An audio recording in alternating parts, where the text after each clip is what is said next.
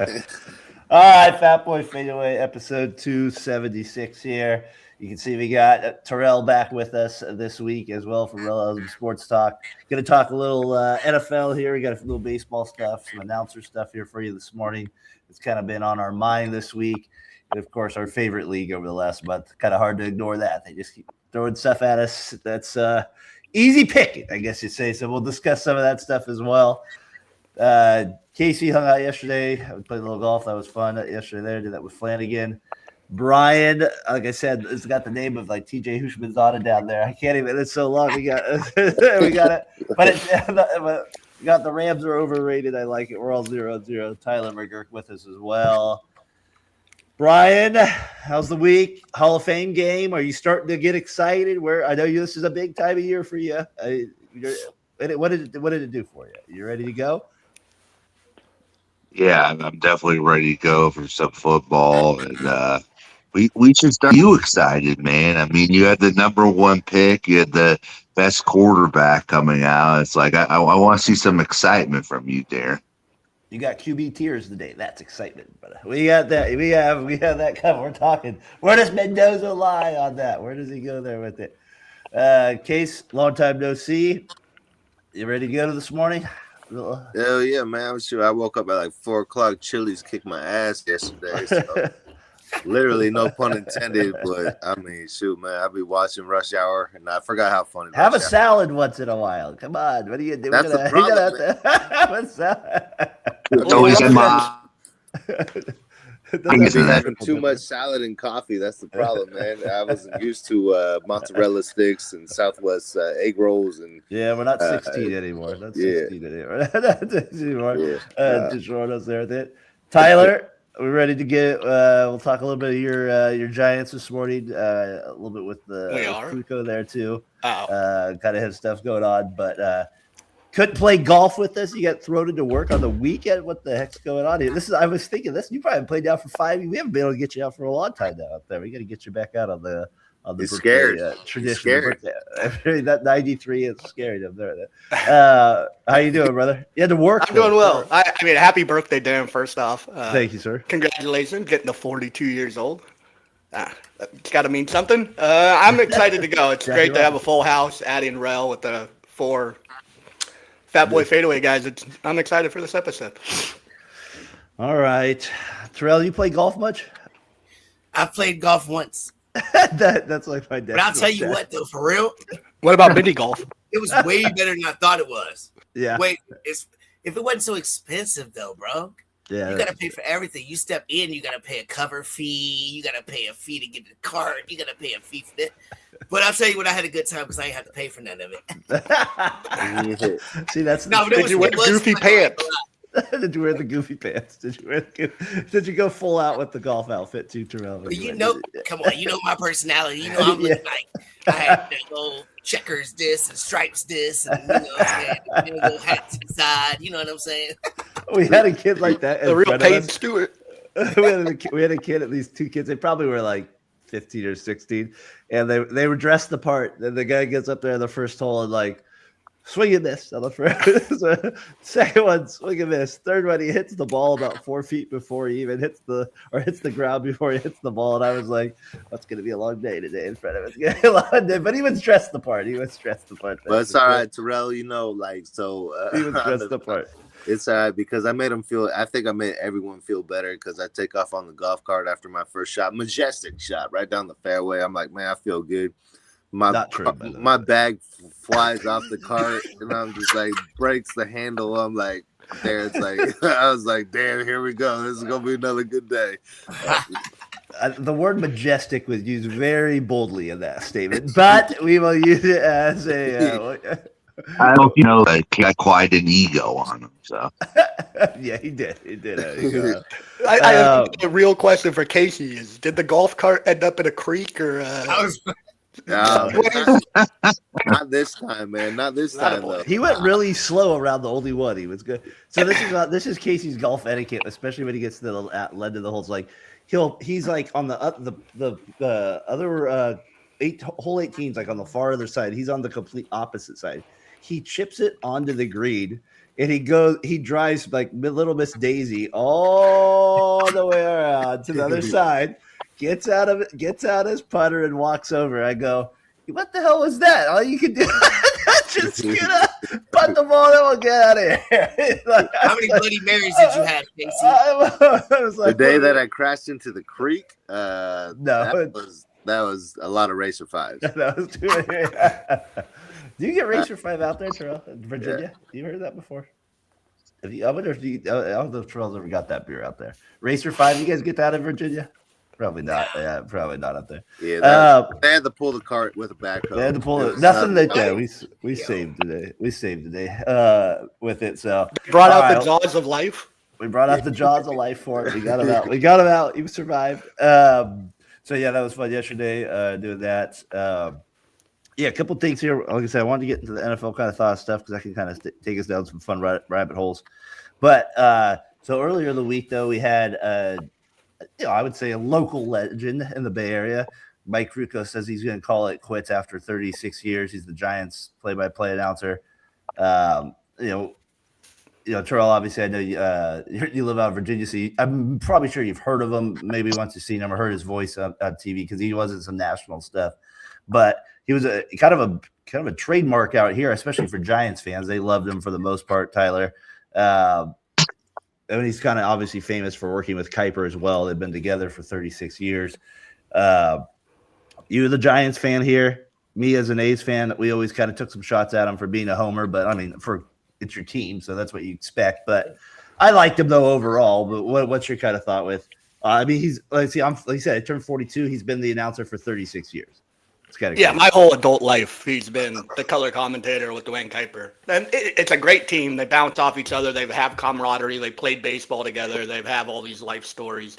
And the best part about Krukow was when he was talking non-baseball, like he was commenting on a fan doing something, and and something weird happens, and then him and Kuiper would riff on it. And he's been great for Giants baseball. He took on like a role as the leader or the public figure kind of who the Giants were outside of Barry Bonds, Buster Posey, and those guys. He had a great speech in 2010 when they won the World Series at the parade. It's probably the thing I'll take away the most from his 36 years, the 2010 World Series speech at the parade. Is he the best announcer of all time? I don't think so. He's a little overrated in my mind because he was such a homer, like you mentioned, and I don't have a problem with when announcers are homers because most of them are, especially if they're paid by the team. Yeah. So it's going to be sad. I don't know who they replace him with. If it's like Jeremy Affeldt or Javi Lopez, that'll be a downgrade. But he's getting older. He can barely walk around now. I don't know. It's a sad day for the Giants, but at the same time, you grow older, you get less sharp, you lose a little bit of your fastball and stuff for sure. Yeah, he has a lot of health stuff, and it's time to hang it up. I feel bad for Dwayne because he's got to now. I mean, he's done it with Fleming, he's done it with Miller, who are both great, but it's not the same. Kruk and Kuip were. Yeah, those are the guys. Yeah, no, they were on the video games too for a little bit there. Yeah, they did MVP 2005. Yeah, they did. I feel you, Tyler, because I have not watched a lot of baseball. Like I'll admit that, and it's kind of a dying sport to me. But they're like, oh, that might have hit the bottom of the butt of the bat, and then they show the replay and hit the guy in the elbow, and he's like, wow, I was like a foot off, and I was like, man, maybe it is time to retire. But I mean, he was great though, man. I love the duo, like you were saying, man. Like they were special, man. Especially when they do like that. Remember the mark out? Like they like scratch the fans' face off and stuff like that.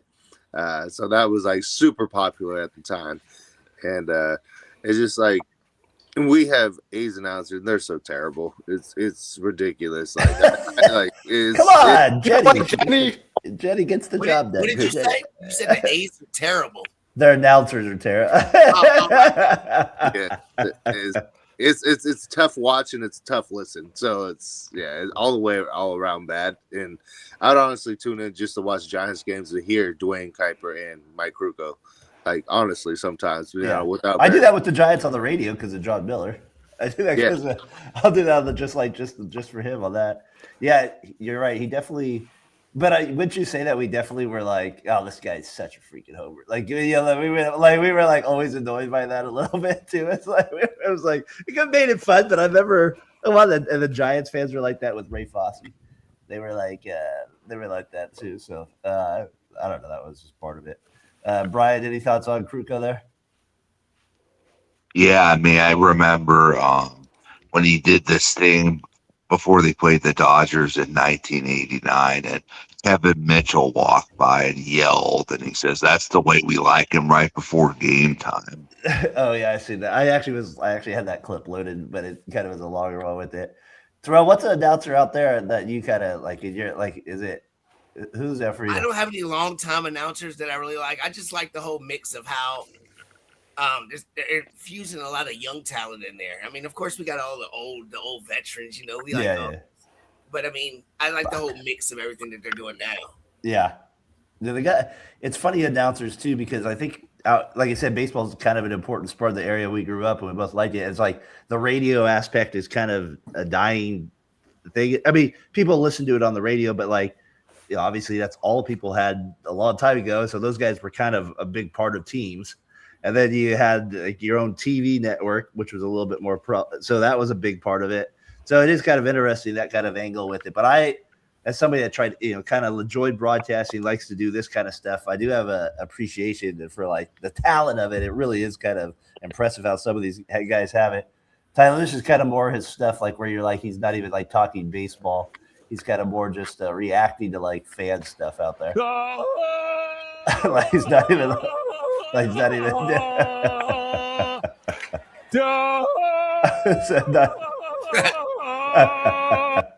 So like stuff like that, where they're like, my favorite one of all time is there's one. It's like I think it was a preseason game, and like it was this dad with his wife and like a family of 3 or 4. They were trying to leave. And there was this one kid that just wouldn't leave. I got to get it up. What I showed to you guys over there. It went like 7 minutes between inning, like the whole inning. It was just absolutely hilarious. It was gold with it up there. So I'll have to show that to you guys at some point. But yeah, that was a big deal, I thought, this week, just because, like you said, it was part of our lifetime for a long time. Him calling it quits there. KMBR, which is the Giants, is the radio station out here, Terrell, that plays the Giants games, flagship station, like Tyler said. So there's all day long there's Niners talk too, because Niners are there, but they talk a lot of Giants more than most people would at this time of year. And so you have that, and they've been letting a lot of people go over the years. Like you probably remember Tom Tolbert, the basketball guy. He was a big radio guy out here. They cut him. And then Greg Papa, who's been the Raiders announcer in the past, and he's been the Niners announcer. He's got, what was it, Tyler, leukemia, right? And then he's got some other stuff too, some other cancers there as well. So he's been fighting that for a few years now, and he's our big announcer for Raiders and A's fans. And then the KMBR though, Brian, they let him go. They fire him. Well, he's badly. They fire him at 63. I was listening to the radio that day going home, and I do got to give the afternoon guys a little credit for ripping on him, but ripping on the media or their own company kind of a little bit for it. But Brian, I mean, come on. Why don't you get rid of Greg? Well, now he's already fighting all these things. Now he's going to fight all this stuff financially. Like, that was a bad look this week. That was pretty pathetic. I don't know. That was valid. Yeah, I mean, these guys that they're bringing in the KMBR, they're just, I get they fit the certain dynamic of the way that things are right now, but I don't know. The KMBR is just not the same, and I kind of think they're kind of jokers that they hired at that company. So, Tyler, I heard they might be bringing John Lund back in. I hope that's not true, because he used to work with Greg Papa. Him and Papa are good friends. It's KMBR is falling off, like Brian said. It's all just cheap talent, people who are willing to do it on the radio. And the radio is a dying thing. Like, people have podcasts. They have other options now. So they have to cut costs. I get, like, this is a terrible look. In the statement they put out, I wish I pulled it up. I didn't have this ready to go. Awful statement about, we know, we feel bad, but it's just the way radio is. It just came off terribly. You should have had, we still love them, but You got to do what you got to do. Good health. Basically. That was the worst part of the thing. We wish have been good at the health. What's that movie, Tyler? Little Rascals, where they pull the flowers. We love you. You love you not. It ended up on "We love you not." You're fired. You're kidding. But like when I was a kid, KMBR was all. My dad didn't listen to music. I got my dad's car. It was KMBR automatically, or maybe some financial like stuff. Dave Ramsey. But like the fall off is Gary Radnitz gets fired. Bob and Rod I don't know if they got fired, but let go. And then Mr. T and Razor, they get fired. And it's just been a big fall off. And now it's just cheap talent who aren't very good, who just probably say what the radio wants them to say, or like the people in charge want them to say, and it just seems like it's a big fall off, like Brian mentioned. It's gotten so bad now I listen to Froggy 92.9 in the morning. That's country. Is 95.7 now better than that? Which is the other radio station? Larry Chris' own podcast, and he said he had to fill in. He said he just made it seem like it was really awkward for him when they fired, Greg Papa, because he just didn't know what to say, and I can imagine it would be pretty awkward for Larry. So. But Larry still collected a check at the end of the day, though. Did he say Caribbean brain dead hitters? Yeah, exactly. That's why I said he's the only guy to fire himself with the whole damn thing. Have you ever been a radio person, Terrell, where you like got in the car, your dad, anything like that with Virginia? I can't imagine. Virginia sports has to be different than like out here when we had like all these different teams going on at one time. It's got to be different where you grew up. Yeah, it's way different. I never really got into we don't really have like the hometown stuff like that around here. It's always just like the bigger stuff. But anybody with a big personality, I like. I never really was big into college basketball until Dick Vitale started being involved, and he got me in it because his enthusiasm. Yeah. And he gets hyped and all this different stuff. Stuart Scott was one of my favorite anchors, like on ESPN, just because he would just come up with clever things. Chris Berman, anybody that could come up with clever ways to blend in life or just make fun and just have a good time with it, as well as talk about the sports. Those are the kind of people I enjoyed listening to. I always love when those NFL prime times from like 99 come across my Twitter. I'm like, I'll watch a highlight of that for one night. Like, that was good stuff. Boomer, Tom Jackson. Tom Jackson was baseball. Back. Yeah. You know what I'm saying? He was probably one of my favorites. I would say, I probably watched Baseball Tonight probably more than any show in the summer when I was a kid. Like, that was probably the show I watched a ton in the summer. And ESPN just let go Carl Ravitch. And I guess he was back for a game, though. They like literally a week later, he was doing the Braves Nationals game. I was like, when he signed a 1-day contract or something. Like, I don't know what it's just like, that was like odd. I don't, or maybe Carl was negotiating. Maybe he has the power. He says, no, I'm holding out. You got to give me more money for it. I don't know what to do. My firing. I'm firing, yeah. But he does so much college baseball for him. So do you think that like what's happening at ESPN, where they're letting all their talent go outside of Stephen A. Smith, like it's impossible to keep a job there for more than 5 years. Like nobody's sticking around. Yeah. Oh yeah, it's kind of what's happening at smaller local radio levels. It's Pat McAfee and Stephen A. Smith's channel now, right? Is it like that? It's so weird to Brian see wrestling on ESPN now, like this. Have you noticed that at all when you do watch? Yes. Have you noticed that, Brian? Danhausen. Yeah. It's just confusing on how to get the pay-per-views. It used to be so simple, but now I don't know. Yeah, I liked it better when it was on NBC and that stuff over there. But it's weird. They'll do like highlights and they're bringing in like CM Punk to interview, and I'm like, I don't know. They do a highlight show of like Monday Night Raw, like it was. You know what I mean? It's great. I was like, wow, the media has gotten a little off track, but Tyler they were going to be loser of the weekend for everybody. But when you fire a guy that's been like with you for so long and he's battling cancer, got to do better, KBR. That's pretty low on that side. You got to do a lot better there with it. I guess Murph's the only hanging on piece in the morning show, so we'll see if he ever gets fired. Maybe he just loves the Giants too much too in that regard. I got something with the Giants and KBR a little later. I don't know if you guys saw it this week, but it was about a little 15-second clip. I'll get that on there a little bit too with it. But all right, before we get to NFL here, I just real quick, Tyler, I had you on our baseball show Saturday talking Giants, their trades and stuff like that. Arise obviously doing good things with the Phillies to start. your Mets, Terrell, they unload on a few guys too. There's some like they did. I know a lot of Mets fans wish they did more, which I don't blame them for. But I saw that too. But Tyler, the A's, the GM gets fired, or they decided to part ways after basically 30 years together in the organization, which means Kotze's next. The new GM comes in, he's not going to be there. So anything you want to say about MLB here that kind of caught your attention? Deadline passed and moving a few days past when I talked to you about it.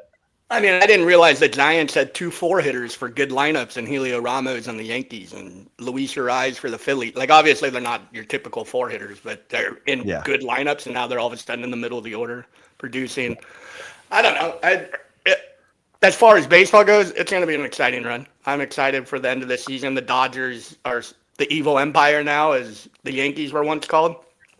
They just lap the whole field, and obviously it's still baseball. Things can happen in the playoffs. It's a 7-game series, but the talent they've acquired with people, there are mistakes in that. Like Kyle Tucker's been terrible. Edwin Diaz has been terrible. That trade to start the whole thing that I brought up with Hanley, Adrian Gonzalez, it didn't work, but you just have so much resources. You figure it out. You make good moves in the mix of all of it, and it just seems unfair. Well, it's baseball. It's always been unfair. The top has always wreaked havoc on the smaller cities and smaller franchises, and it's going to be that way. And it's not a bad thing. I don't think the season's over. You don't want to see Rangers D-backs every year? I don't mind seeing it. I want to see the best baseball teams. And the Dodgers, as much as people hate to say it, dynasties are great for sports. And the Dodgers are great to hate, and I've always hated them, and now other people can join along with me. But you like what the Giants did, though. Yeah. They need to blow. I want the Niners, this is their last year of keeping this old core where I'll be okay with it. The Warriors, Giants, to just start from the beginning. Trade them all, they said. Trade them all over there. Steph Curry for Jaylen Brown rumors or whatever it was. But Brian, real quick before I get to Casey on this one, the A's fired the GM. Shocked by that? No, I mean, they've been really disappointing the last 2 years. They've had these collapses where they've fallen apart, and it's like, yeah, you got to do something. But if they bring in a GM from the outside, it kind of looks like they're looking to do a fresh start. And it's like, I don't know, that's not a very good look if you're moving into a new stadium in 2028. Billy Bean is back. He is back. Man, every day I wake up and John Fisher suffers. It's a good day. I don't give a damn. Well, he's still bringing in a lot of money, so maybe he's mentally that doesn't suffer him. I don't think he's suffering. The A's are suffering. Yeah, we're suffering under his stupid watch. That's what we're definitely doing for sure. I hate that guy so much. I've never hated him. There's good reasons to hate him. There's a good reason. Moved him out of there with it. Terrell, any thoughts on baseball here with you? I know you said you had a couple things with it. Anything catch your attention? It is another letdown for my Mets, and every time we think we're going to look like something, it never happens. So, it's just what it is. But it is interesting. I mean, the Red Sox are on a tear. I want to see unbelievable real when it gets to the playoffs or not. Like T-Mac said, the Dodgers, I mean, who can beat them? I'm going to watch the playoffs just to see somebody try to beat them. You know what I mean? Does the system seem unfair to you as a kind of somebody that kind of just falls kind of more when they get to the postseason? I would say yes. Okay. But I can name a whole bunch of small market franchises that have won more than my big market franchise has in forever. we got the new owner with all this money, and we still look like the same old Mets. So how long will Soto be on the team? That's gonna that'll be the next question. I think best scenario for baseball going into the lockout would be if the Rays beat the Dodgers in the World Series. See, you said baseball's a dying sport. I don't. I see it a little differently than you. I think there's some parts of the game that are dying, but there's I don't see it that way. God's the day, so. Yeah, Brian, jump back on. You're delayed on some stuff. Jump back on. Darren, you said it's not a dying sport, but if this lockout happens, which it seems 99%, probably even more than that, it's going to happen. Does that concern you? Because in '98, it basically killed baseball, or '94, excuse me, basically killed baseball for 3 years until we had steroids come back. And are they going to allow that again? Oh, we'll just overlook things. Like it's in trouble if this lockout happens. Yeah, but a dying sport to me is not the correct link. I mean, you could say that they're not. Like, I thought they made some real big improvements with the and you've seen the numbers go up with the rule changes that you saw a little bit that they made. It's definitely more watchable for like just your average fan, especially come postseason where most people are going to watch as well in that time of the year. But now you're going backwards, bro. No, but I'm saying that's just kind of some things I think built up with it. So Tyler's question is if they have a lockout, of course, that never helps any sport along the way. But the one big difference I would say with this lockout, if it does happen, which is going to happen in December, like when that happens, like I'm talking a lockout to miss games. Like that's kind of my definition of it, like where you get pushed. Like I'm not surprised if December 6th comes around and they don't have a deal or something like that when that day comes. But I think that the big difference is that one in 94 is so weird that you set a lockout for like 2 months left in the season. Like, and I don't know, like we're okay, fans, you're going to go through 4.5 months and then guess what? We're going to rip out your heart and not have more like this one's I'm not saying it's better. It's just definitely to me would have a little different feel than like here August 1st is here. We're goodbye. We're like, and Expos fans to this day are pissed about that. And they're like, that's one of those things that still remember. So I don't know. Terrell, you got a thought on that? Yeah.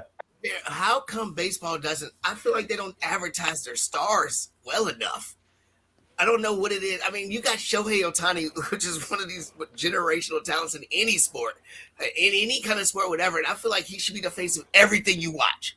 I feel like he should be on everything all the time. All the time. I want to be flooded with him. You know, we look at basketball players or whatever.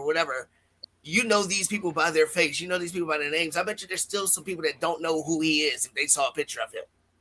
You might be. I think you're right. There's so many stars in baseball, and I feel like they're not showcased enough. Their names aren't out there enough. I don't know what they do to promote their sport. I don't know. It seems a little behind, delayed, or something. I don't know. No, I think for a little while. They need an MLB Cares like package every time they come back from like commercial break. Like a little, oh look, these MLB players, the stars. Obviously, we don't want these bums. But just like, oh, look at this guy. He's helping the community. Something. It just gives you a name, like outside. I mean, Shohei's done enough on the field, obviously, outside of the gambling stuff, which he's still dead. But that's a story for another day. Tyler, like baseball needs to dive into this. I've thought about that. Like they don't want to make fun of themselves, and they're very traditional and stuff. For me, I'd be putting Shohei Ohtani on every DraftKings commercial. Be like, hey, like this is what you gamble on. Don't let someone, like if you got a gambling problem, like put his interpreter there. Like I would be like throwing a bit of fire on that stuff. Like, hey, make sure you watch your money. Hey, here's Chase bank account. Here's this, that. Yeah, but Shohei wouldn't agree to do any of that stuff. Like, why would he be like, yeah, let me just keep perpetuating this? Tyler, what did you say a little bit ago? You said it wasn't exciting until what brought baseball back was the steroid era. How many times am I watching ESPN on a football game or not football, but watching something else, and they cut into Barry Bonds or they cut into Sammy Sosa? That brought excitement, even for the people that didn't watch baseball. They're like, oh shit, they cut it up. Let me see what's going to happen. Let me see. They don't do enough things that showcase the talent in the sport. Like one of the best commercials. One of the best commercials ever was, I believe, it's Greg Maddux and Tom Glavine. Chicks dig the long ball. Yes, and I know. Yes. And they're like knocking it out the park. Shirts on, people wearing shirts. Hearts off. That goes back to your point about making fun of yourself. You got to make fun of yourself, man. Like we're all humans at the end of the day. You can't be so sensitive. Just like. Put yourself out there, man. Like if you show you're a real one, people will recognize that. And it's like people, they don't understand. They see the jersey, they see the number, but they don't actually know who these guys are. Exactly. They definitely could do better with it. I mean, one thing I know Rob Manfred more than I know Shohei Ohtani. I feel like that's the crazy part. Like it's ass backwards.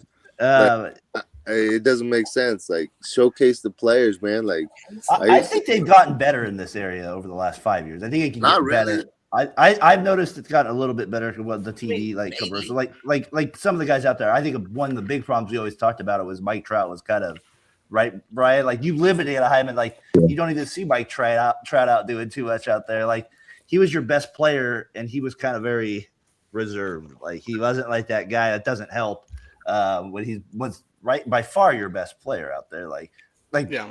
But playing in 3 playoff games in your whole career, kind of. I mean, like.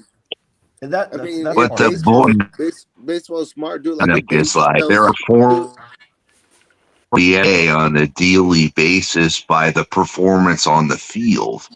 You know, the NBA players are always sitting out too many games or not playing enough. I feel like MLB, their stars play more. You know what I mean? Then showcase that. Then talk about it.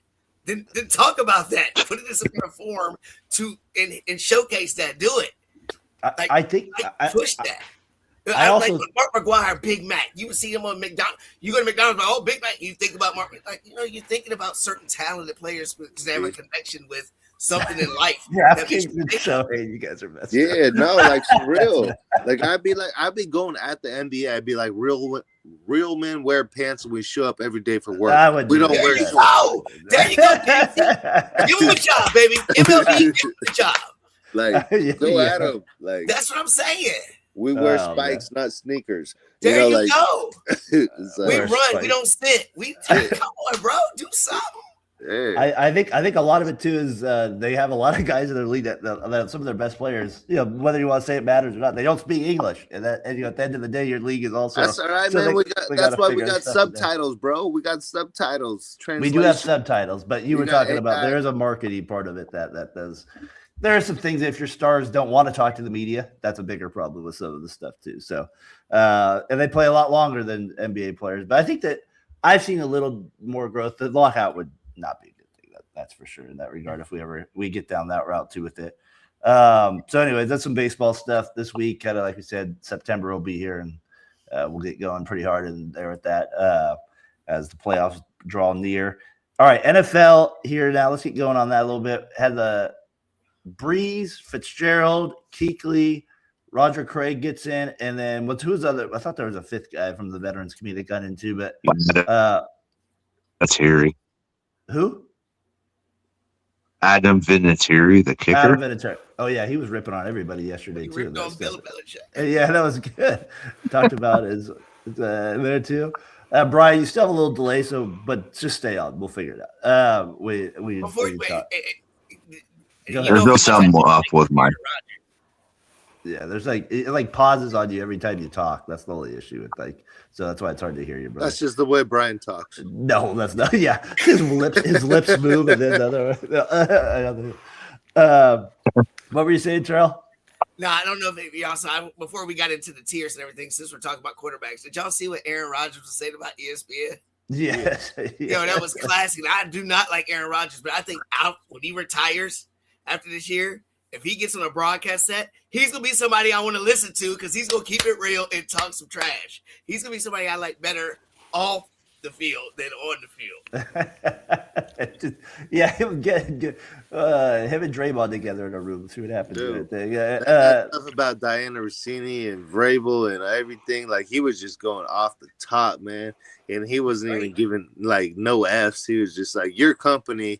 And he's talking to Pat. He's like literally directly, just like your company sucks. Like, yes. I'm just like, I want some more of that too, Terrell. Like, it's just like, just give it to me straight, no shooter. Like, I don't care about it. Like, just tell me what. Even if you agree or disagree with his message, at least he's saying something or like putting some pressure on people to do better. Like, you can't just target Aaron Rodgers for like, oh, he didn't take a vaccine shot, so he's the worst guy in the world, and what's that word? Villainize him for something that it's his choice. Like, most of these people are pro-abortion who got that shot. Your body, your choice. Let's just be consistent. And he pointed it out and showed the hypocrisy. Yeah, it's kind of funny how with people get so offended by every little truth point. It's like it's just an opinion. It doesn't mean you have to it doesn't mean this person's running for president. You just you're good. He throws a football there with it. How did this world get so sensitive, man? It's crazy to me. Like, we grew up. Are you sensitive though? Hell no, I'm not sensitive, man. I work construction, bro. If you get called the P word, the B word every single day, man, like Ain't no. I told you yesterday to watch out for the neighbors there urinating, and you got a little upset about it. You said, "Well, that I won't pee there." We had it that was sensitive, right? And then I peed there anyways. No, you didn't. We went to the next hole. You were by the tree over there. And then you started to do a little blockage. Yeah. Well, I ain't gonna be like. I ain't gonna say. I ain't gonna. He's like a dog. He has a certain tree he wants to use. I ain't gonna call him out, but I ain't gonna pee in a lake. I'll tell you that. Yeah, remember your brother at Kyle? You said it, not me. I said I go. We were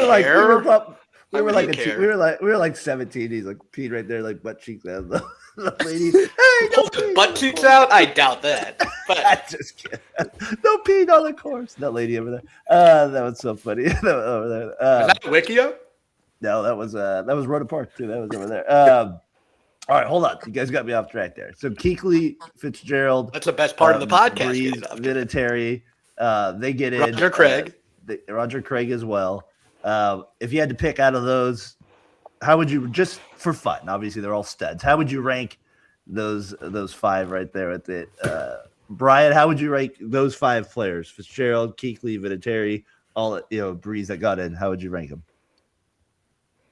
I would definitely go Fitzgerald 1, Kuechly 2, and then I put Roger Craig 3 and Vinatieri 4.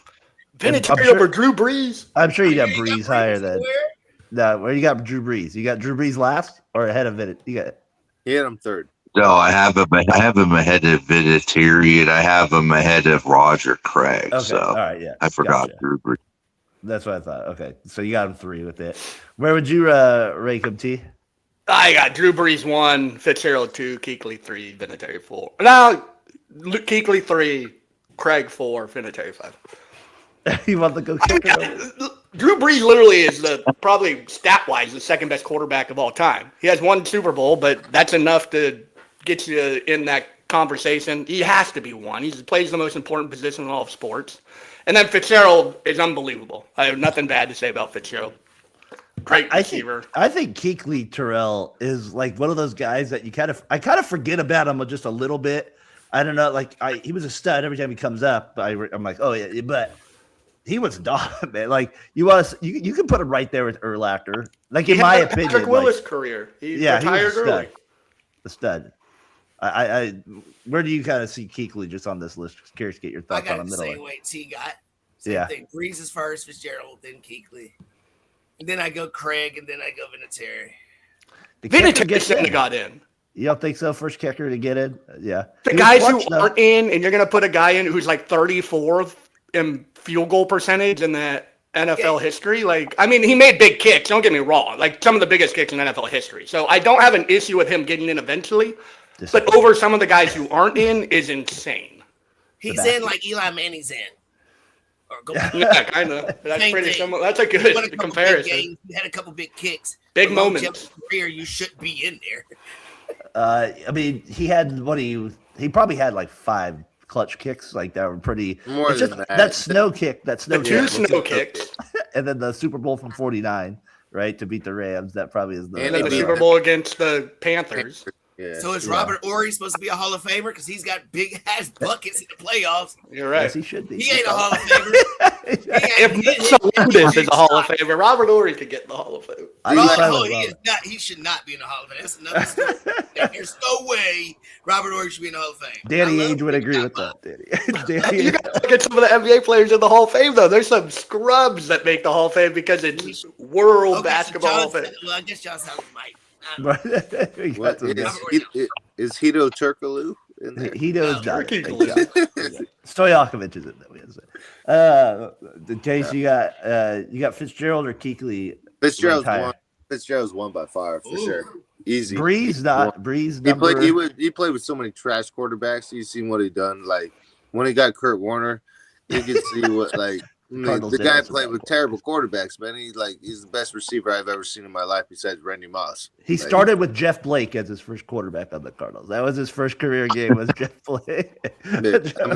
Drew Brees, he had a hell of a career, man. Especially from the Dolphins and everything, coming back from this and being like a short quarterback and his precision in passing, just accurate money all the time. He played with some ballers too. He had Marcus Colston too. He was a beast too. So Marcus Colston is not a beast. He's a beast. So that's what I'm saying, though. So you can't say the opposite, though. Larry Fitzgerald playing with Jeff I Blake. can't say anything about who Larry Fitzgerald played with. I give him credit for everything he did, but Breeze threw the bums.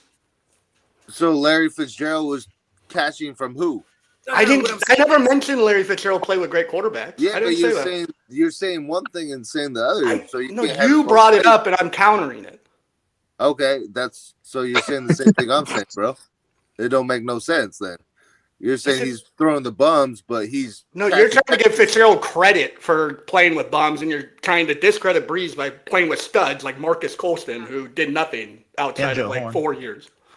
Okay, so Larry Fitzgerald did the same thing, bro. We're on the same page. You just ain't listening. You want to hear your own voice. Like, it don't make sense. Okay.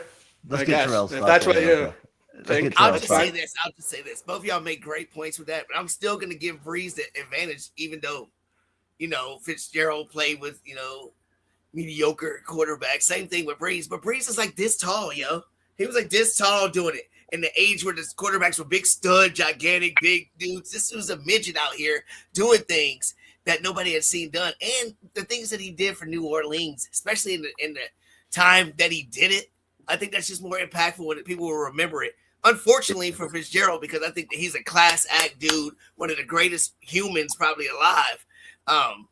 What Drew Brees did for New Orleans, especially with the Katrina situation, I think that just puts him over the top. Yeah, I think it's like 1A, 1B. You can't go wrong with it. I mean, the one thing I always remember is like the Cardinals and then that interception, James Harrison running back and Larry Fitzgerald tackling him like that, like the 0-yard line.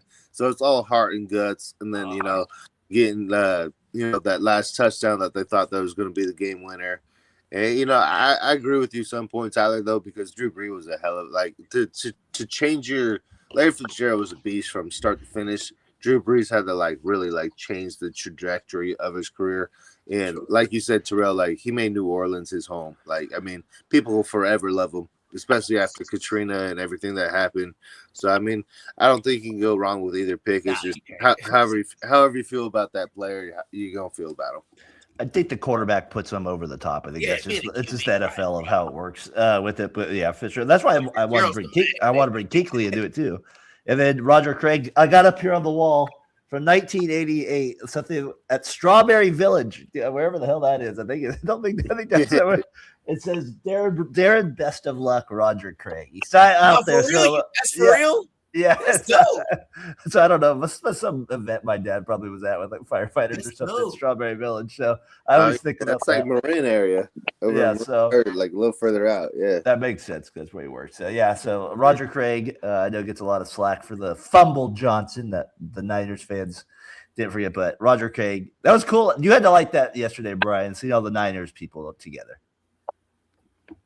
Yeah, it was pretty cool. And then, the way his running style was very unique with the high knees. So he was one of the first ones. Yep.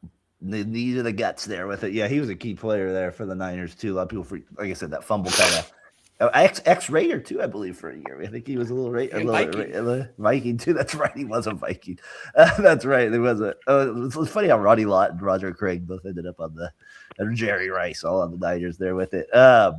Hey, so we had that QB tier thing I wanted to show you guys. That was interesting because everybody wants to talk QBs. I have an opinion. Everybody has one about it, but I thought you get the GM, the coaches, and some executive voting on who the top quarterbacks are, and they just name them all. Whatever it means a little bit more because these people are involved in it, and it kind of changed a lot in some areas from 2025 to 2026, and so obviously Mahomes stays number one, but I kind of want to start it with two guys on this list that kind of stood out when you look at it. And like you said, you have Prescott this year. He's at number 7. So I have this one, the white list here is this last year. 2025 is the list you see here. So I'm going to kind of rotate between both once in a while as we're talking, just for you guys that are watching on YouTube can follow along. But from this year, you can see the tier 1. They only have Mahomes, Josh Allen, Stafford, and Burrow as tier 1. Lamar's right there at 5 with Herbert right behind him. But if we go down to number 7, you have Prescott there. Obviously, he plays for the Cowboys. It's Tyler. What is he like sometimes he's underrated, sometimes he's overrated, but it's like he just can't win in the playoffs. I guess that's ultimately where it is with them. I just kind of want to start with Prescott a little bit in Goff. That 7-8, kind of where they're at, because him and May tied, like they're the most kind of, I don't know, on this list. What do you kind of make about that being so high? I don't mind Dak being 7 because he does put up that, but he has great weapons outside. I don't mind Dak being that high. Obviously, the playoff lack of success hurts him. The Goff stuff, I don't know if Goff is surrounded by the best offense in the NFL, best O-line, best weapons in my opinion. Obviously, he puts up the numbers, he does it constantly, but I have zero trust I have less trust in him than Dak Prescott in the playoffs. That's just how I feel. I would rather have Jordan Love, Purdy, Caleb Wilson, Jane Daniels, Jalen Hurts than Jared Goff. If I'm actually starting a team, I could be wrong, and I don't mind being wrong.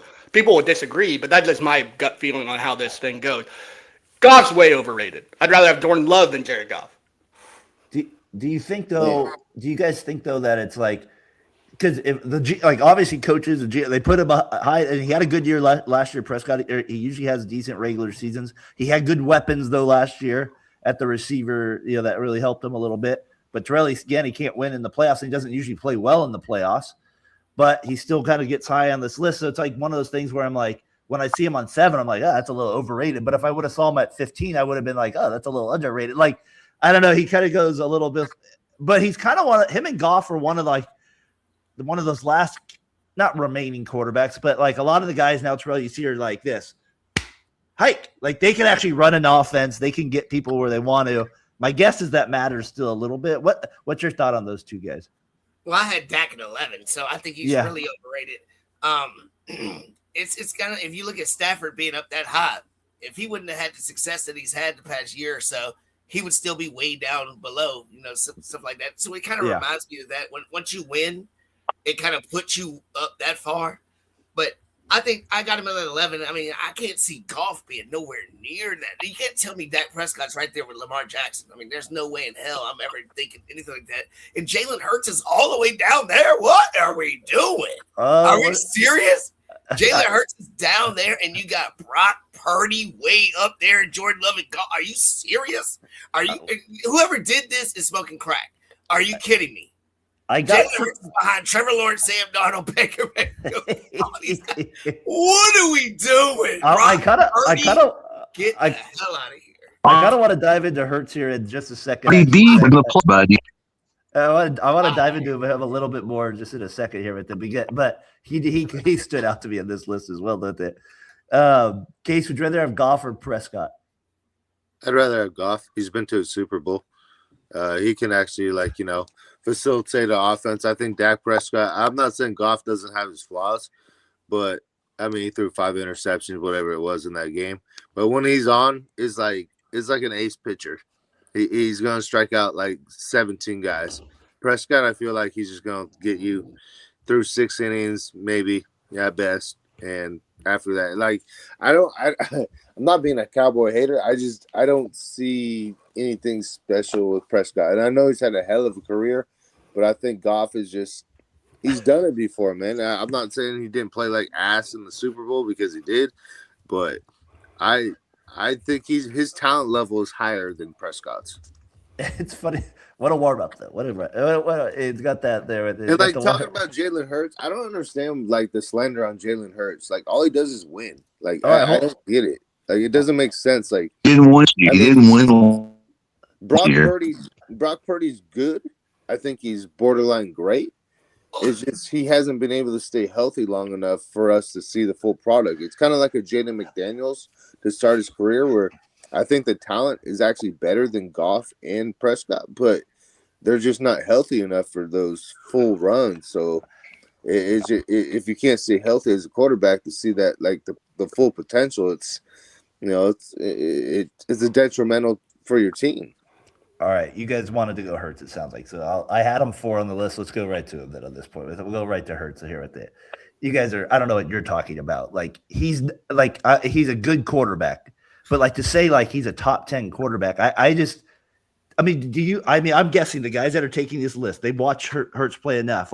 You saw kind of some regression a little bit. Yeah, he's played great in the Super Bowls.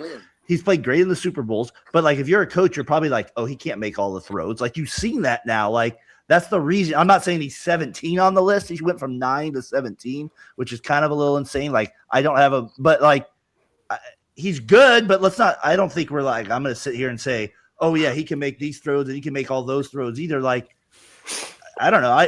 I guess I'm just not. I'm not. Could Randy Moss run every route? No one knocks him for not being going over the middle. Like. I just don't think he's that. I don't think as the quarterback, I think he's a little overrated in terms of like the way he was like taught. This list is where I would more have him. Like I'd have him closer to 15. Like I don't know. I wasn't impressed with agree. The last year. I just don't think Hurts is. There's something about him, like I don't know. It's he has to have a team around him, or he can't win. Everybody has to have a team around him. Mendoza doesn't need a team. Get his ass, Terrell. Team around him. Look at the beard, bro. Game over. Brock Purdy, bro. Are you serious? Over. He beat her. So on. Oh, Brian, we got to get your mic going, man. That's all. We got. I can tell. Can I just push back on since Brian's mic isn't working? Purdy had no receivers last year, and look at his numbers. He was fine. He was great. How'd they do? Purdy's better. He went 7-3 as a starter. He's good. I don't know why you hate on. Maybe because he's small like Drew Brees. I don't. You do every time he comes up. It's he's up here and he's not there. Not there. He's at 11. He's at 11. I don't mind where he's at. Purdy's better than Hurts. I think that's the Niners have had the best team for like the last 4 years. The Eagles have had a great. Eagles were way better than the. The Eagles have more talent than the Niners. The Niners beat them last year in the playoffs, didn't they? Yeah, on the road. On the road. I just think Hurts is good. I love his personality. I love like his leadership skills. I love that part of him. I think that there's some weaknesses in his game as well. Maybe I'll be proven wrong this year. But I do agree it is funny how I kind of think it was Hurts is kind of funny how the league looked at him that way now. Like maybe it's just people out there that are in a different spot voting for these things, but I don't know, like that's pretty good little. I mean, we're getting close to tier 3 the way he was there on the list now. Where I think I still have him in like that lower tier 2. That's where I got him in that spot of it. So I don't know. I just think Hurts is he's kind of that polarizing player too a little bit right now. That was a good heated conversation there for a little bit. Well, I mean I get that he's there. He just all the throws are right there, and I also think the other guy that's made too big of a jump on here. I don't know if I fully trust him either, but I know probably Terrell really does is Drake May. Hell yeah. What do you mean? I don't know. Like was the Super Bowl all injury? Was it just a great defense? Super Bowl, the whole playoffs. I'd like that, that too. I mean, I'm just saying is he made he played the worst schedule as well. Yeah. We gonna see. Watch. We gonna see. Like Purdy and May to me. Let me ask you something. Who was he throwing the damn ball to? Stephon Diggs, who they let go. Other than that, who else? Who was he throwing the ball against? The Miami Dolphins? The New York Jets? Who did he throw the ball to? Who did he throw it against? Who did he throw it against? Who did he throw it against? Who did he throw the ball to? He got to the playoffs and couldn't do anything. The 49ers have had Seattle just now came about, right? They always suck for. What about the Rams? No, okay, the Rams who y'all give no respect to ever. I give the Rams respect. The Cardinals suck, but. Are you comparing the NFC West to the AFC East? Stop, Trill. This is a joke if you're doing that. The NFC West is way better. Whatever. What was the 49ers schedule last year? What was they ranked? They were one of the easiest schedules in the league. They were. I'd have to look it up. I don't know. What's the difference? The difference is they play in the AFC East. If the Patriots, it's scrubs. It's 6 easy wins. So stop saying that. He's throwing the ball to Keyshawn Booty. I gotta agree with my homie Tyler, man. I ain't gonna lie. You got to play in that ass division. I'm sorry, bro. Drake May's gonna get better and better and better. His whole and the family. Jets are gonna get worse. His professional athletes. His pedigree is in his genes. You I watch. know Terrell loves May. I know he loves him. I know he loves. He lost to the Raiders last year. That's a big how he plays the game. You watch and see, boo. You watch and see. He's good. Like I just wonder. Like I'm like 8, and you then said he's overrated, and somebody said he sucked. Nobody said he sucked. Like, no, we didn't say he's close. I don't think he sucked. I just don't think he hadn't proven himself yet. He sucked in the playoffs. He sucked in the playoffs. fact that you will back Drake May this high and then like Purdy or Goff, it's like, oh my God, look at what they've done. They suck. I don't know. I'll take Purdy over May right now. I think Terrell. Do you think sometimes you're too harsh on the great Brock Purdy? No, I think that everybody else is too high on Purdy. That's the problem.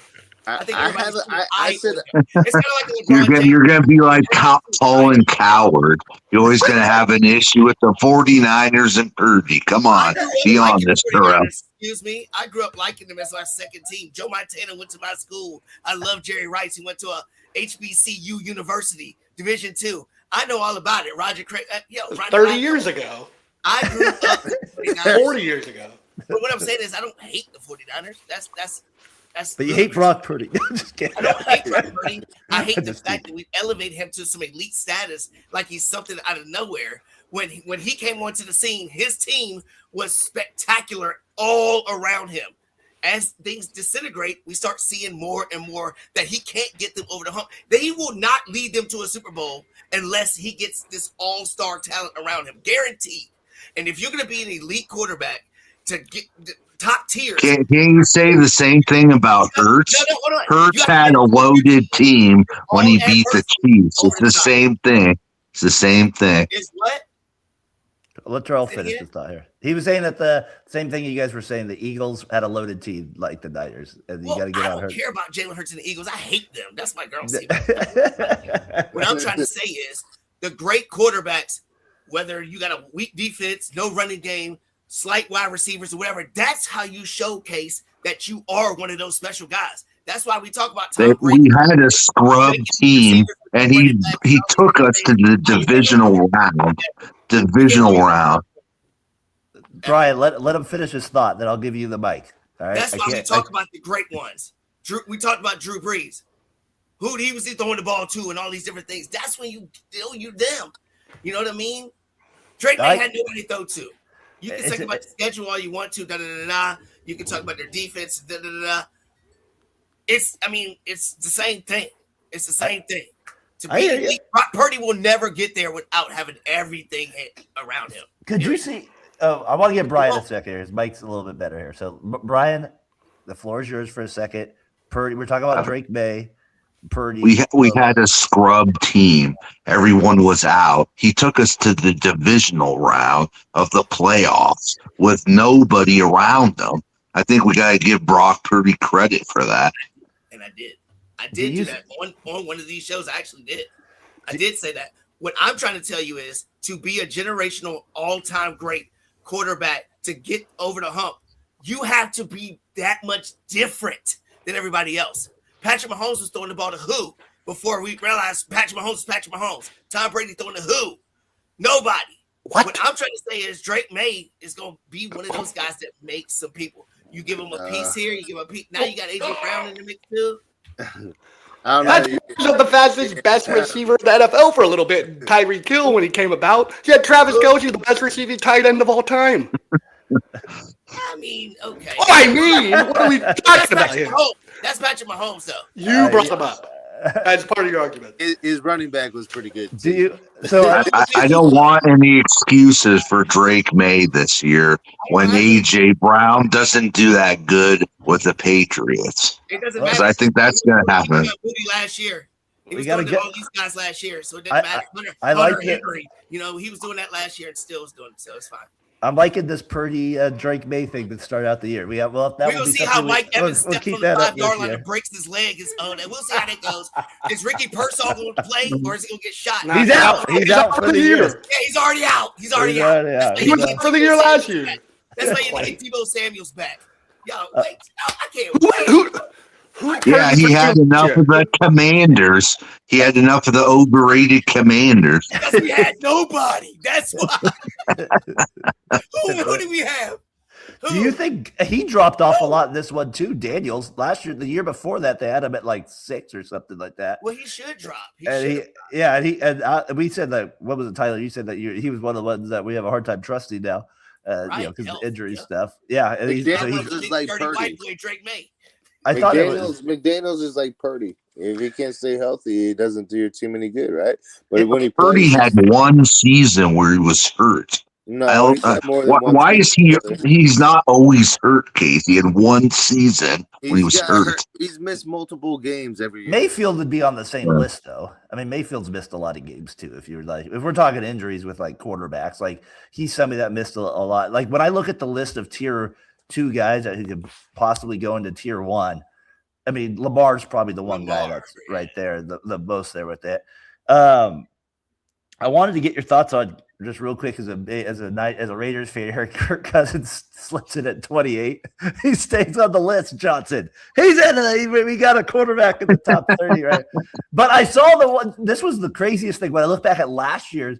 Geno Smith was 19. They talk about the Seahawks pushing you too high that you needed to be there with it. And now he's obviously not on the list. He was terrible last year. How do you put him so high? He was god awful for the Raiders. And he's at 30 still. So he's there. Cousins is at 28. I just thought that was funny. Like, we'll see where Mendoza ends up at the end of this year. Maybe he'll probably have a better record than the Niners this year, to be honest. You've already said that.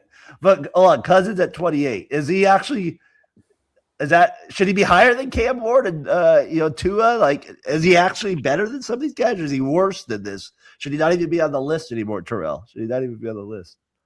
Should we take him off? Yeah, he's off. He should be off the list there. So the Raiders not a good. He should be above Geno, though, right? Can we have him above Geno still? Can we have him? You like that? You like that? Definitely. Geno was so bad last year. I'd have Penix even higher than him on that side of it. That's probably the worst quarterback play. How about Jacoby?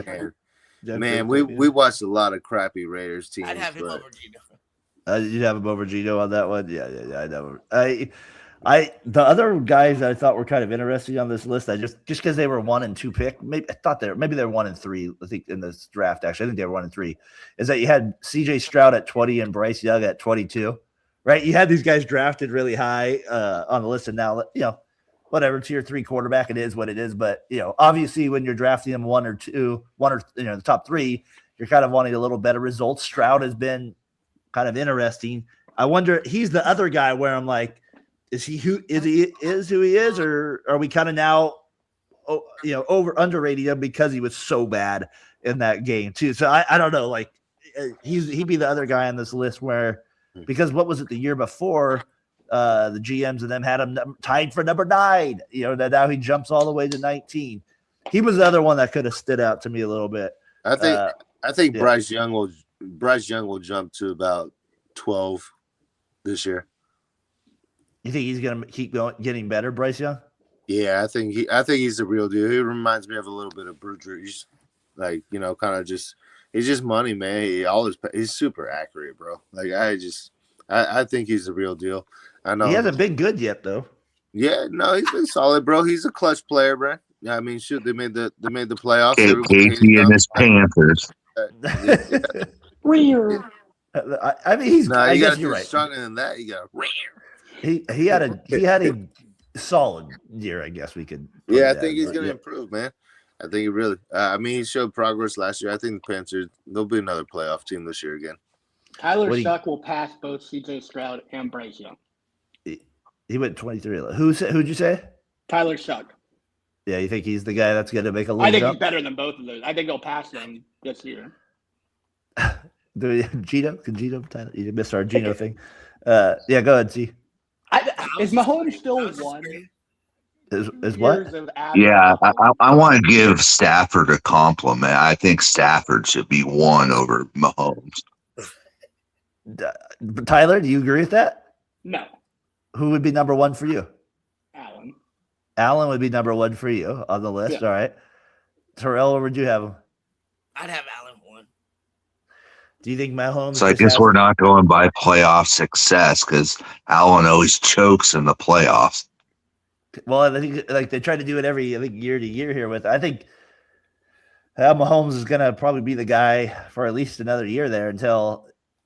I mean, he's still great. I mean, I don't know. Like, I don't have a problem with him being number one on the list. I mean, I guess Stafford would be the other guy I would throw. I'd be with Brian. I'd probably put Stafford ahead of Allen too on the list. That's where I would just go for going into this year. We're not talking the next 8 years or anything like that. Just good into the year. Like Stafford was still pretty awesome last year. Stafford was just incredible last year. He just diced people apart, dude. Let's talk about that Panthers game that throw at the end. I don't want to degrade Matthew Stafford at all, but you want to talk about perfect systems to be in. You have McVay, Puka, Devontae Adams, Higbee, Kyron Williams, great O-line, good defense. What do we talk? Like, we got. Maybe I got to give Gino more credit than for last year's coaching. Yeah, but Brock, I don't mind Stafford being 3.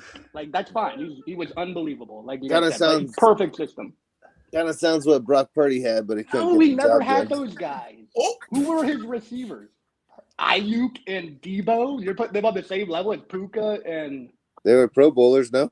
Hey, see, stop bringing up Brock Purdy. They Guys. weren't Come on. Pro Bowlers. No more. I We was just saying, Take, you take, can't take, say all take that. my quarterback out of your mouth. Come on, Will Smith. There you go with that. I like that. I just think it's fun with it. I mean, Mahomes, like you said, we talked about them when Jimmy was on that low, like where we would have these 5 guys. Lamar, he kind of jumped out of it a little bit, but I guess Terrell, like, you're close to that area in Baltimore. Like, obviously, he still kind of has that reputation. He's, of course, a top 5, 6 quarterback in the league. But you have seen health probably think the running numbers have gone down quite a bit the last couple of years. He's going to have to rely more and more on his arm, or he's going to have to get that back. He is kind of he's a fun little. It's going to be fun. I think he has a lot to prove, not necessarily to the out, but I think for him, he's going to be like kind of highly motivated this year. Oh yes. And so I wouldn't be surprised if he jumps number 2 or 3 next year. I agree. So No way. I'd be I think he's surprised. gonna have an incredible season. The Ravens aren't even going to make the playoffs again. What? Zay Flowers did limp off the field yesterday. He did. Okay. Oh, gee. Yeah. Then we got Kurt. He's a guy I'm kind of fascinated too with this list, like because he dropped a little bit in the tier 2. Obviously, his stats we just said backed it up there, but I do worry about the running. It has gone down a little bit the last couple of years. Like he was at like 75 yards 2 years ago. He's at 25 last year. If he's not running the ball like that, is he the same weapon that he's been before? Obviously, But do you think his passing has improved over the past 4 years? I think it has. So I think that part has helped him. I'm just saying, like the running part for like middle life, like that if you're running for 75 yards as a quarterback and throwing, that does kind of change how you defend a little bit there. I would think so. Mike Vick had to change his game. He was an He did. electrifying running like that. As he progressed later on in his career, what happened? He became that pocket thrower, that deep shot. He was doing all these different things. He didn't run all the time. I think that's going to be the same trajectory he's going to go on because he can throw the ball. Unlike Jalen Hurts, I think that he never can get to that spot where he's going to be that kind of a thrower. You know what I mean? Jackson's The running's definitely a going to better stop with him, and he's going to reach. I think he's almost near his ceiling. I don't know. Sometimes I guess if you're really pinpointing, you would say Hurts throws it slower, maybe a little bit more accurate, where Jackson throws it harder and not. So I don't know which one's better, but that's where I would go. Like when you look at him, I thought it was a fun list. Mike Sando of the Athletic puts these out every year. It's just kind of funny to see where teams kind of jump from year to year with the quarterback. That's obviously the most polarizing position on the list with it, but I don't know. Mahomes, we'll see if he ends up at 1 next year with it. Any final thoughts on it, T? I just would say congratulations to all 5 of us for never bringing up Justin Herbert in the QB ranking list. It seems like he's normally a lightning rod on these things, and we somehow avoided him. Well, I think we know where he's at with it. He has a chance, like everybody says, to get there, but the Chargers as a team seem to let him down when they get to the playoffs. And they blew the game right last year against the Jaguars, right in the playoffs. Was that last year? That was 2 years ago. 2 years ago, so they had the chance there. You're right, that was 2 years ago. So had that with it. What about Caleb? Yeah, he was the other name I had on here too. Is like he made a big jump, obviously, on this list. I mean, I don't want this to make I'm not trying to make this a Drake May thing. We already talked to him, but I'm just saying like he would be a guy where I'm like, he showed me a lot last year where I'm like, he could go ahead of like somebody like Drake May, like overall with like his ability to play make a little bit. But I think like he's the one I can't get the big read. I just can't get a read on him. Like he was special at times last year, like where you're like fourth quarter.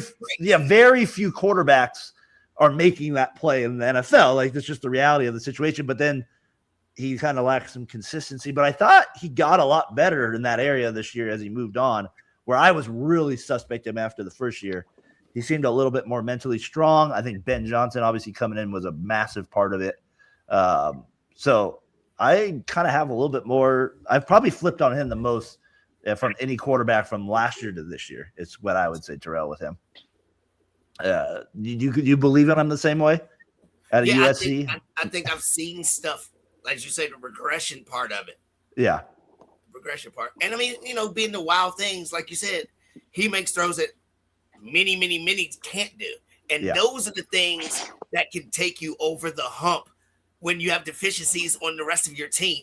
People like Brett Favre, he was erratic and crazy, whatever, but he can make those special type things. And then he can also throw an interception that cost you going to the Super Bowl. I mean, but he can get to that level. I think that he could get to that level. Yeah. Unlike others. I won't say his name, Brian. Keep that name. Don't bring Kirk Cousins up again. No, I'm just kidding. Who is that? Yeah, I mean, I was wrong about Caleb. He's going to be a good quarterback. So, I mean, could he make that jump, keep going more and more? Tyler, where do you see like 13? Do you think next year this time he's a high, like even if it's 12, you think he's higher or lower on the list? No, I think he'll be higher. I think he has the chance to jump to the top 6. Obviously, it's not guaranteed, but he has Ben Johnson, the best play caller in the NFL. Colson Loveland was a rookie last year, progressing, got better as the year went on. His receivers are studs. Dunze, Burden. They drafted a kid from LSU. You know how LSU receivers work in the NFL. It normally works out pretty well. I think Caleb Williams has a chance. Obviously, I'm not like guaranteeing anything. No. Chicago's hard to play because you get the bad weather for 3 games a year to put up those numbers. But I like Caleb Williams has the most potential. He could be the number 1 quarterback. I think he will? No. But he also could fall back and just make terrible decisions, and I wouldn't be shocked either. But I think with Ben Johnson leading his team, I think he'll jump probably to like 7 or 6. Tyler, did your boy ever get to number 1? No. Okay, that's my point about getting to that spot. I think he can get to 5. That's my whole point, though. What you just said, Caleb could get to be number 1 because he has that special thing that can put his team over the top that this guy doesn't. That's my whole point in a nutshell. Go ahead, Darren. Sorry. I think he's still on that guy. I think that's where he's still going to win you a Super Bowl with that tier. Like he can jump up in that tier, but he does lack some athleticism to like you're naturalized to get to a certain spot with like certain things. But I think he's Purdy is what I was talking about. But on that guy, but it's underrated athleticism. Yeah, I think we can win a Super Bowl with Purdy.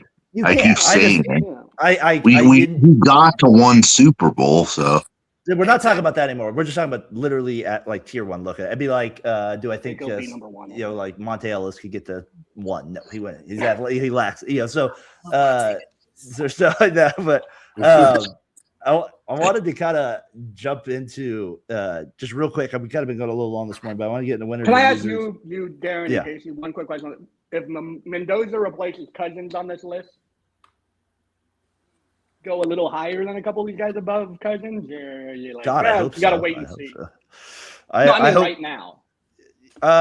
He's not on this list. Like he should have been included. Like, they don't usually put rookies on this list. I think they don't put any.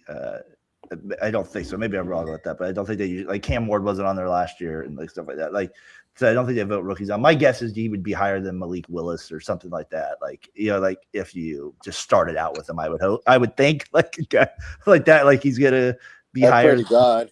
First, pretty God. Yeah. The Cardinals quarterback. Like even if we were doing a Carson list, Beck. Yeah, like my God, he better be better than Carson Beck there, Terrell. He better be better than Carson Beck, or we're in trouble. We're not getting overrated right now. All right, so the WNBA, man, what a week! a week in terms of. So they obviously big news. Year. Yeah, Enos Cantor obviously declared for the draft. Obviously, I feel like they can't get out of their own way. It's just it feels it's kind of like in some ways I'm like I guess no media or what's the saying no. Any news is good news. No news is good news. Yeah, like something like that with it. So you got that going for him this week. You have the lady last night taking out Sophia Cunningham, who's obviously been kind of a lightning rod here with stuff. Gets her out, and she goes to I guess apparently she puts on X, white privilege or whatever there. And then you had the whole situation with the trans thing where they come out, and you have coaches wearing shirts for it, which is I'm not whatever how you support, but it's like you are coaching a women's sport. Like, let's just be realistic at the same time here. So and they're making this thing like a media thing, and they did this all the way back starting in COVID, and the NBA they had to fight that off for a little bit too. But you have this with the WNBA, and for me, I'm just gonna flat out say the whole trans thing. Like, you don't need a meeting with player union to decide what a person is to play in your league. Like, I don't know. It's just like, what are we doing here? Like, what are we making this more complicated than it needs to be? It's just. That to me is insane. And then to have coaches going out there and making it more of a political statement, so odd. And it's just not helping your league at all. And you're good. Then you're going to get guys like Enos Cantor who just want to be in the spotlight that are going to be like Royce White. But put me in, coach. Like, you're going to have that issue like Joanna Man out here. Like, I don't know, what are we doing? That seemed like such a fictional movie, right? I know. Such a fictional movie. And now I told Hana this. I was thinking about the other day because about 25, 30 years ago, there would be movies made about kind of like people dressing up as but it was kind of just like a understood kind of funny deal with it. And Terrell, me and Tyler, we say we're not watching all the games. There's nothing like that, but this stuff's hard to avoid. And I don't understand what we're doing here with the whole women's sport thing. It just doesn't make sense to me. I think that stuff like this, the whole political things that the WNBA is doing, was good 3, 4, 5 years ago just to get notoriety for the sport. Yeah. I think these past 2 years, you don't need none of that. You done got the hype, Caitlin Clark, Angel Reese. You done built it up. You're bringing back. They did great with the All-Star game, bringing back the legends, all these things. Now you're making distractions with this other dumb stuff that people are going to get annoyed and be like, I don't want to watch women's basketball no more. You got to a point, like Brian said, you're getting in your own way, dude. You finally turned the corner. You got a salary now. You're paying these people. They got their money. All these positive things have been happening. And now you got Enos Cantor and this dumb crap like this that's putting a black eye on the positive improvements that y'all have been doing. This is so stupid. They can ruin a big chance to really put the WNBA at a level that they've never even possibly thought they could reach. This is a huge thing that somebody needs to just nip it in the bud and get it out the way right now, because you're gonna blow it. I like the physicality. I love physicality because that's what brings you to the sport. I don't like hockey, but I'll watch it to watch these mugs fight. Tell you that. I'll watch the WNBA. They ain't dunking on people, but they might shove somebody. They might give a little. Yeah. 90s basketball roughness. You know what I mean? But now we got trans. No offense, whatever. But Tyler, I do worry about Cantor's defense still in the league, and then the coaches here to me are insane. I don't know what we're doing. Kathy Engelberg or whatever the hell her name is, but she's Gary Bettman level inadequate. This is a joke. How do you have Royce White, a guy who was afraid to get on an airplane for the Houston Rockets, but now he also wants to join the WNBA? The DeJounte Carrington thing, like you mentioned, white privilege. You freaking did a running lariat across the woman's head. It's unbelievable. I don't know what to make of it. I just know it's not good. It's not getting better. It seems like it's getting worse and more toxic as the weeks go on. They need leadership is what they need, and they just don't have it. They need someone to. How are we deciding what a woman is? The part I don't understand. I can tell you how. No, this is the part. Okay, please tell me. You got some pictures and slides there? No slides.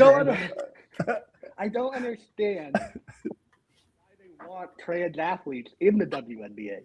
It doesn't make sense to me. You're just gonna lose jobs, for women. I thought this was a women's league helping women be like. I understand some people think trans are women, but physically they're not. They'll never be women. Yeah. Cut your dick off and call it whatever you want. You're still not a woman. You are. Yeah. I don't know. Maybe I'm too controversial. Maybe this is inappropriate, but that's just how I feel. I don't think you're a woman. Just a bad if you image. ever mutilate yourself, or you're not a man if you go from an XY chromosome to adding a couple inches to your groin. We saw it in the swimming thing, Tyler. We saw it. We saw that. Yeah, exactly. It's the greatest example you can have. have. You have a physical advantage. What advertisement you gonna get for this? What they're advertising endorsers? They gonna get doing all this dumb stuff. What they gonna have? It's just making a mockery of the league. And if I was the players, and like I said, like this does go back a few years ago. I know you said like it brought attention to it, but it just changed the landscape of like how it's kind of, like I said, the NBA had the same issue where it's like you just let the players run it at times, and you might not like what the commissioner says and David Stern, but like there's a reason behind some of it too at the same time. So, Casey, I'm sure you have no thoughts on it. Yeah, you know me. I have the foul last night was a flagrant too, though. You have to admit that. Yeah, I mean that was as obvious it is. I mean, the thing that like I got really upset, not upset, man. It's frustrating because I'm like one of the few people that actually like watches and cares, and you guys make fun of me. I don't really give a shit, I watch it. We don't make fun of you. No, but it's like teasing, and I get it, whatever. Yeah, like baseball to you, a dying sport. You took a shot. That's yeah. But I mean, they were rising up. Play the victim. Yeah, so I mean, it's called the WNBA, the Women's National Basketball Association. That's clear as day. There's no TWNBA. It's just WNBA. This is what it is. And these women have like tried so hard for like the last 30 years, basically, to progress this league, man. A lot of them are all black athletes. A lot of them were lesbians. A lot of them, 20%, maybe 10% were straight. And the thing that's like kind of like gets me twisted is like, like we grew up like as people like raised by my mom and dad and my nana and papa, and like you never judged anyone by the skin color or who they were or what you are. It's like the golden rule when you're in first grade: treat others how you want to be treated. Well, now it's like, man, like you're all contradicting like the things that we learned in kindergarten from first grade, like as adolescents. So now you want to change the rules, and what you're doing right now is prohibiting you to succeed. Like Terrell was saying, you just got all this money. You just got first class flights. You just got like new arenas, like selling out crowds, all these positive things going for you. Like, why are you trying to hurt your own self? Like, it's just like, it don't make any sense to me. At some point, you got to look in the mirror and be like, yo, like, what are we trying to do? Are we trying to progress the league? Like, you're already honestly like giving like a charity league in a sense where like the NBA is giving you this money. And, it sounds effed up to say, but it's like y'all just a charity league. And, you're living off other people's, you're like an EBT league. And it's like, it's not cool. Like, at some point, it sounds messed up, bro. Like, I'm just being real. And I'm just like, at some point, you got to realize, like, what you have right now is the biggest opportunity that you've ever had in your life to make a change and to provide yourself with like your family and the next family, the generations coming along. And so why do they keep doing dumb stuff? I mean, like, what are we doing? Because it's white. Because it's pretty privilege and white privilege, apparently. Because they don't have leaders like T there. There's no leadership there like T said. Yeah. And that's the thing, though. It's like at some point you got to get a real commissioner in this league. Yes. A David Stern. I mean, someone that's like bring back from the dead. You are all wearing dresses. They are all below your knee right now. I mean, it ain't gonna be like the league. It ain't gonna be like the league of their own, But I mean, like, it's just like at some point, it's like y'all women, we're men. What are we doing? Exactly right. Like, what are we doing? Why are we talking about that instead of talking about how exciting the teams are in the WNBA? Exactly. Stars, All these people in this league. We're Like, talking about penis cancer. Let's talk about the All-Stars. It's Casey's dream today. We have a whole segment on the WNBA. No, I mean, for real, like, let's talk about Kelsey Plum. Let's talk about Kelsey Mitchell. Let's talk about Aja Wilson. Like all these. Talk about Kelsey Plum. I mean, like we traded her. I'm so mad about that. But I mean, like, that's what I mean. It's like, let's talk about Breonna Stewart. Let's talk about, like, but they embrace this political stuff. Let's talk about next. We're going to talk about Chuck Norris's top 5 favorite movies. Hey, shut your MAGA ass up over there. Hey, Darren, real quick, Darren. Yeah. My computer's about to die. I'm so sorry, but I'm grateful to be on with you guys. I appreciate y'all. Until next time. Let's do it next week. Appreciate all y'all. Thank y'all. All right, brother. We'll see you next week. Yep, later. No, I just think that was funny. EBT League, I might be borrowing that as a water cooler discussion tomorrow. There you go.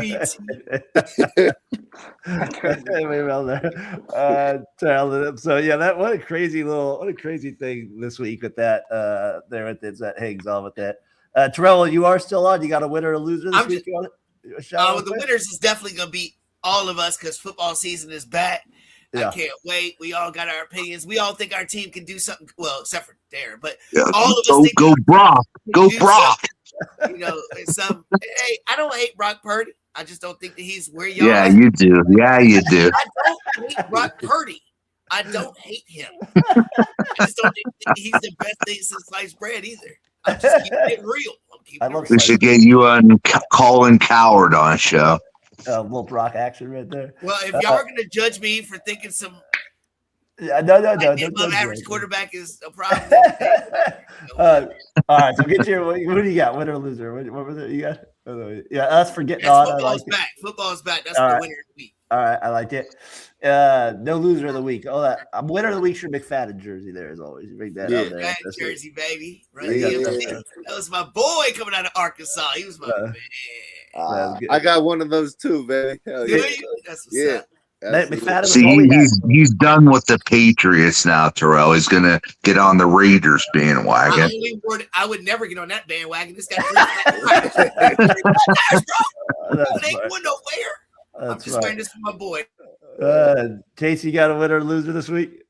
Winner for sure, man. Terrell hopping on, fucking Tyler, your birthday, Blast, Brian, always just kicking with the homies, you know. Winner of the week. My birthday's lasted a whole week. It is. You got a girl's birthday. Terrell being frozen, holding up the 20. Just for real, it's been a blessed week, man. Overall, man, just couldn't be happier, man. So no loser of the week. My loser of the week. Nah, not really, man. You know, it's been a positive week, man. I ain't got no loser, man. I'm gonna keep it positive and stay that way. So, I got a lot of losers this week. So, Nick playing golf was pretty bad. He got an eagle. He got the only eagle. He got the best hole. He shot like 140 though. Hey, remember, we all have our day. So just keep that in mind. We all have our day. I felt his pain. I was like, damn, man, you hit it to the right, to the left, to the right. Thank God we had a golf cart there. Brian, what do you got for winner or loser this week? I got a loser. It's going to be a little bit controversial, but I think people should just go back into the office and start working. I mean, what are we doing? We're not dealing with COVID. We're not dealing with shutdowns. Like, get it back into the office. You can't be working from your house and doing this Zoom all the time. Brian, God bless America. That's what these people do. That they're lazy butts to work. I get it. Use the gas. We need those gas prices to go down. Stop sitting around getting delivery. I mean, it's like these people in like government jobs that are really good jobs are threatening to retire. I mean, come on, guys, just go back into the office. A long drive, Tyler. We can't. We gotta be in our pajamas. We gotta be. We can't. Or like maybe who knows? Am I wearing pants right? I mean, everyone's just. I could just be on here with just a t-shirt on. You're gonna buck naked from the waist down. Everyone's gonna be Winnie the Pooh. Brian, you got a winner this week too? Yeah, I got a winner. I'm gonna go with just the whole, the Chargers coverage. And I think it's great, how they're trying to be positive about the whole Madison Beer and Justin Herbert thing. I think it's kind of cool that they're being positive about that rather than most of the media ripping on it. So, Brian, you like to had too much fun. We don't want pot. We need to have a little negativity in our lives to have some conversation. That's why we have are the Rams overrated? Not the Rams are our friend. That's why you have that. You want a little controversy with it. That's why we got it. I just put this on because I thought I was going to get it Terrell. Yeah. Well, I mean, if I want to have a 7-hour show, I'll bring up Drake May and Brock Purdy. I'll made a note of myself. I want to do that. Sometimes it's good to be positive, Darren. If you're having a great life, like why be negative? Why bring negative vibes? I don't mean have a negative about your life, but I'm saying like the A's. I could say Mark Kotsay, what a haircut. I could say, like I like Nick Kurtz, but the reality is the A's have let us down this year, and they're one of my losers of the week because this is one of the worst stretches in Oakland A's history. Brian, out of their last 41 games, they're Brian, you still watching? Yeah, they're going to lose 100 games this year. It's pretty bad. Hey, Darren, say that stat one more time. They were in their last 41 games. They're 6-45. I mean, or 6-35. Unbelievable stretch of bad baseball. Like Brian, it all started after May. It was like they got through May this year, so next year we just got to get through June. If you think about it on DraftKings, we should have just put money loser. Yeah, we could have won a lot of money if we put the A's to lose every night for the last 45 days. We could have put a lot of money on there with it. It's so disappointing. They're one of my massive losers of the week this week as well. So I got that too. And before I get to Tyler, my other loser would be the NBA baseball thing. I get it with the Casey that brought up like, the NBA, they promote all this too. The one thing I hate about the NBA, I would say, is they have the worst channel in terms of like promoting their sport. Like MLB Network is a billion times better than I would ever watch NBA on anything. I bought the NBA package one time. It was the worst thing I ever bought in my life. It was like nothing to do with it. MLB, at least I get a lot of this extra stuff. I love the big inning, so I'm gonna go. Well, that would be my shout out. That take with that loser part of it, with it too. And then the Bucks and the Lakers $1.99. I would go with that. That was there with it. My other winner of the week is Max Scherzer moving into the top 10 the strikeout list. Don't think we'll see that very often from any active pitchers there, Tyler. It's going to be tough to do. But what do you got as your winners and losers this week, T? I'll go negative first for Brian's sake. I got Jameel Hill, loser of the week. Who? Jameel Hill, former ESPN lady who makes everything about herself. When Penis Cantor and Royce White declared for the WNBA draft, she blamed the conservatives for some reason for being, I don't know, like this is what we wanted or what they wanted. I don't know. So ridiculous. I had the whole WNBA. I had the Caitlin Clark terrible technical. It got rescinded. Yeah. Thankfully, it's a terrible technical. I have KNBR firing Greg Pop, and then I had Monte Ellis coming out saying if Steph was traded, they'd have the same amount of championships instead of him. Not so fast, my friend. I disagree with that. Sorry. I think we all do. My winners were Roger Craig. We talked about that. And then I have Steph Curry 2 years ago, yesterday. Steph brings us back against Jokic and Serbia from 13 down in the fourth, scoring 36 and 17 in the fourth. Everyone got to be a Steph fan. It brought us all closer together as Warriors fans. Like, look what you get to embrace. Enjoy it. That you get that. And then one last winner.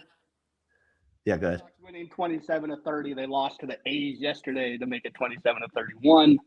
6 teams have gone 27-3 in the last since World War II. The only team to do it in our lifetime outside of these Red Sox are the Cleveland Indians in 2017, I believe, and the Red Sox are the only team to do it starting below 500. That's pretty big win for that. That's why it was a big win for the A's yesterday. Gage jump. Big win against the Red Sox. Got a big win with it. I also, Tyler, you had some good ones there with it. Just kind of on the other side with that too. You had winners and the losers there. I've always been a big Hunter Green guy, from the Reds. He's out for the year with shoulder surgery. And then you didn't mention, how about the Wall of Fame, your Giants, the 5 Giants get in there. They got to bring Timmy back. Timmy's got to come back one of these times. It'd be great to see I think him. he's more than welcome. It's whether Timmy wants to come back. I know. We got to get him back, though, with that. All right, we started the show with announcers. This is one of my favorite calls. This is WGN Cubs one. This is from, I think it was 2003, the year the Cubs are making a run. They're playing the Rockies on an August 7th night. Cubs are making that miracle kind of run to the playoffs. One of the wildest plays I've ever seen to end a game. Here we go. Here, Cubs Rockies 2001. Rockies are up 2-1 here. Wait a minute, he's called out by the home plate ump, Angel Hernandez. Ron Coomer had 2 doubles and a sac fly in this game, not happy. Expressing his disgust with the throw of the helmet, third base coach Gene Glynn arguing he was ejected. Now, the 7th inning stretch, and former Bears great Steve McMichael with the honors, but apparently not happy with the call by Hernandez either. Hey, don't worry, I'll have some speaks with that home plate umpire after the game. Look, I love Angel's face. Obviously, Hernandez, the umpire, not amused. He's like, who is that guy? It's Steve McMichael, the former Bears great, who was later tossed. It looks like Paul Heyman. It's a soft fly ball. Michael Tucker makes a great catch. We're tied at 4. Same score, bottom 9. 2 men on, and give a listen and just watch the pictures unravel. Broken bat flare, left field, base hit. Ricky around third. Here comes the throw. Ricky fell down, and now the Cubs have runners all over the place. Fasano throws to second. Girardi in a rundown between first and second. Hilton lets Girardi off the hooks. Nobody's at first. There's the tag out runner coming home. He is out. Save. Cubs win. So ridiculous. What a crazy way to end the game. It's a sign, Chicago Oh fans. man, I forgot about that. Shout out Linda Code there doing the but I love plays like that in baseball though, where you're like, what? I don't know what happened. I don't know. Like just kind of the whole thing with it was just kind of I don't know. Like I love that call. And they like the out of this like pure like like no, they had no rhyme, no reason. They end up winning the game on like the wildest play of all time. That's the good stuff about summer baseball there with that stuff there, right? You gotta love that stuff that we get with that there. That so shout out to Tyler shut down early. Cubs announcer getting that job done. Yeah, I think it's time to roll, guys. Yep. But anyways, that's a good one with it. Good show there today, guys. We'll see you guys next week with it. Tyler, have a good one. Casey, we'll see you soon. Brian, have a good week. See you guys. See you guys later. Later.